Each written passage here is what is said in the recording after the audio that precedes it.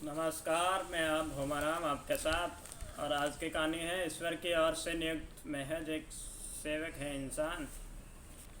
तो चलिए शुरू करते हैं आज की कहानी। पिंजरे में बंद तोते के आज़ाद होते देख मन में कई ख्याल आते हैं। अब तक तो उससे बैठे बैठे खाना मिल जाता था, सुरक्षा का डर नहीं था, तो क्या वह अब फिर से पिंजरे में लौट जाना चाहेगा?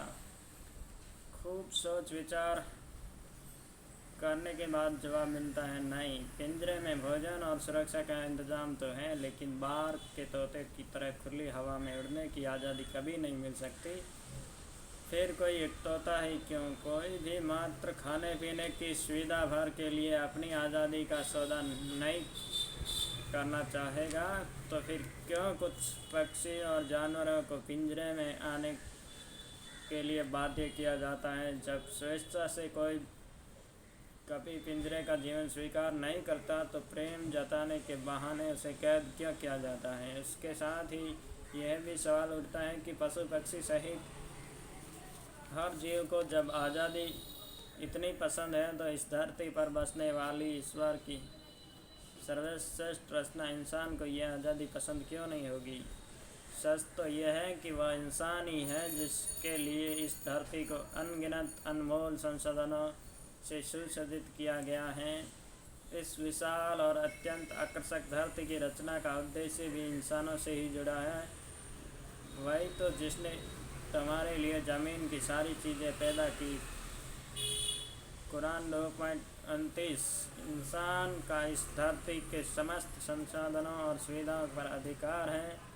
ऐसे में यह इसका कर्तव्य है कि अल्लाह के दिए हुए विवेक का कुशलतापूर्वक उपयोग करते हुए वह अपनी सुंदरता को निखारे, अपने लिए और अपनों के दूसरे भाइयों के लिए सुविधा जुटाए, उनके जीवन को सुखी बनाने का प्रयत्न करे, ईश्वर को दिखाए हुए रास्ते के अनुसार जीवन व्यतीत करने में आने वाली रुकावटें और कठिनाइयों को दूर करें। सदा इस सत्य को याद रखें कि वह इस संसार का मालिक नहीं है, बल्कि वह तो वास्तविक मालिक की ओर से नियुक्त मात्र एक सेवक है। उसके जीवन की यही परीक्षा है और मालिक ने एक दिन निश्चित कर रखा है जब उसको अपने समस्त कर्मों का हिसाब देना होगा।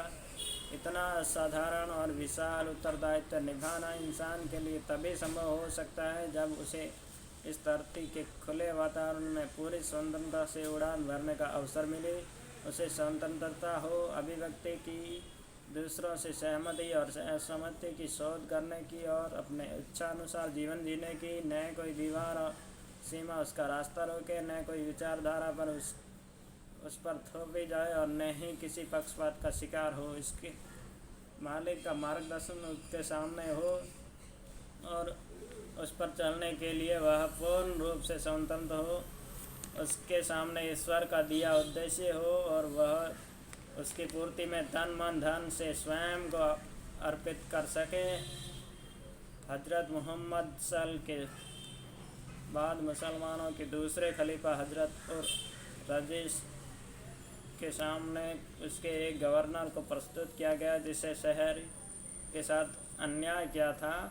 उस समय उन्होंने अपने गवर्नर से कहा कि इनकी माताओं ने तो उन्हें आज़ाद पैदा किया था, तो इन्हें गुलाम बनाने का अधिकार तुम्हें किसने दिया? इस्लाम इसी स्वतंत्रता का संदेश देता है और कल के साथ इंसानों को आज़ादी से लगे बंधनों को काटने का पाठ पढ़ाता है। ऐसी आज़ादी जिससे अपने ईश्वर की सिवा किसी और को भय ना हो। तो आज की कहानी यहीं समाप्त होती है। नमस्कार। अपना और अपना का ख्याल रखिए। धन्यवाद।